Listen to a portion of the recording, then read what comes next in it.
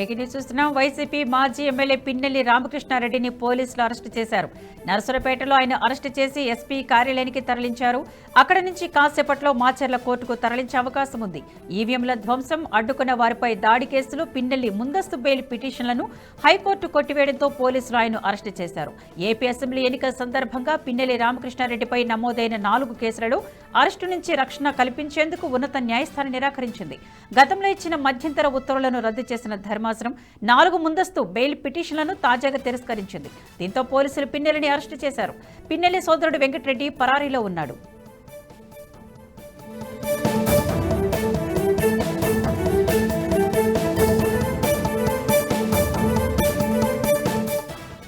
ఎన్నికల పోలింగ్ రోజు Palvai gate polling బూత్లో పిన్నెల్లి రామకృష్ణారెడ్డి ఈవీఎంను బద్దలు కొట్టడంతో పాటు అడ్డుకోబోయిన టీడీపీ ఏజెంట్ నంబూరి శేషగిరిరావుపై దాడి చేసి హత్యాయత్నానికి పాల్పడ్డారు.